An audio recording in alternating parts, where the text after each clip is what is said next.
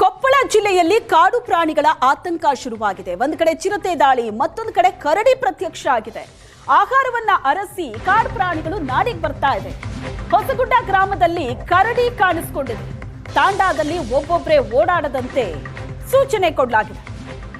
ಆಹಾರವನ್ನ ಅರಸಿ ಕಾಡು ಪ್ರಾಣಿಗಳು ನಾಡಿಗೆ ಬರ್ತಾ ಇದ್ದು ಜನ ಕಂಗಾಲಾಗಿದ್ದಾರೆ. ಒಂದು ಕಡೆ ಚಿರತೆ ದಾಳಿ, ಮತ್ತೊಂದು ಕಡೆ ಕರಡಿ ಪ್ರತ್ಯಕ್ಷ ಆಗಿದೆ. ದೃಶ್ಯದಲ್ಲಿ ನೋಡ್ತಾ ಇದ್ದೀವಿ. ಕೊಪ್ಪಳ ಜಿಲ್ಲೆಯಲ್ಲಿ ಕಾಡು ಪ್ರಾಣಿಗಳ ಆತಂಕ ಜನರನ್ನ ಕಾಡ್ತಾ ಇದೆ.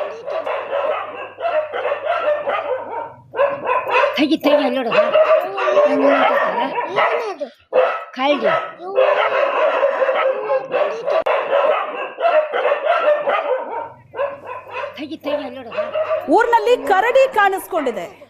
ನಾಯಿಗಳು ಬೊಗಳ್ತಾ ಇದೆ ಸುತ್ತ. ಜನ ಹೊರಗಡೆ ಬಂದು ನೋಡಿದ್ರೆ ಕರಡಿ ಪ್ರತ್ಯಕ್ಷ ಆಗಿದೆ. ತಾಂಡಾದಲ್ಲಿ ಒಬ್ಬೊಬ್ಬರೇ ಓಡಾಡಬೇಡಿ ಅಂತ ಸೂಚನೆ ಕೊಟ್ಟಿದ್ದಾರೆ.